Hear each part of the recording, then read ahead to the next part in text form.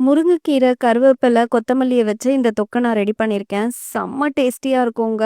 இதுக்கு சைட் டிஷ்ல எதுவும் வேணாம். அப்பளம் மட்டும் வச்சு சாப்பிட்டீங்கனாலே போதும். சுட சுட சாதத்துல இந்த தொக்க போட்டு பெரட்டி சாப்பிட்டீங்கன்னா, வேற லெவல்ல இருக்கும். எப்படி பண்ணலான்னு சொல்லிட்டு பார்க்கலாம் வாங்க.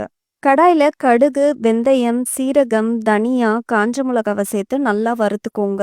இது ஆறுனதும் பொடி பண்ணி வச்சுக்கலாம். இப்ப அதே பேன்ல நான் கை நெறைய முருங்கைக்கீரை, கருவேப்பிலை, கொத்தமல்லிய சேர்த்து நல்லா வதக்கிக்கிறேன். அதுல இருக்க ஈரத்தன்மைலாம் போயி, நல்லா இந்த அளவுக்கு வதங்கி வந்ததும், ஒரு சின்ன நெல்லிக்காய் சைஸ் புளிய இது கூட சேர்த்துக்கலாம். எந்த அளவுக்கு ஒண்ணு சேர்ந்து வதங்கி வந்ததும், இப்ப நம்ம அரைச்சு வச்சிருக்க பொடியோட இதையும் சேர்த்துக்கோங்க. கூட கல்லுப்பையும் சேர்த்து நல்லா கொர கொரப்பா அரைச்சு எடுத்துக்கோங்க. கடாயில நல்லெண்ணெய், மஞ்சத்தூள், பெருங்காயம், பொடியா நறுக்குன பூண்டையும் சேர்த்து மிக்ஸ் பண்ணுங்க. இப்ப அரைச்ச பேஸ்ட்டையும் சேர்த்து நல்லா வதக்கிக்கோங்க. இது கூட நான் 1/2 கப் அளவுக்கு தண்ணி சேர்த்து நல்லா மிக்ஸ் பண்ணிக்கிறேன். லோ ஃப்ளேம்லயே ஒரு 5 மினிட்ஸ் மிக்ஸ் பண்ணி விட்டீங்கனாலே போதும். நல்லா எண்ணெய் பிரிஞ்சு சூப்பரா ரெடி ஆயிடுங்க. அவ்வளோதாங்க. கொஞ்சோண்டு தொக்கு போட்டு சாதத்தோட பெசஞ்சு சாப்பிடுங்க.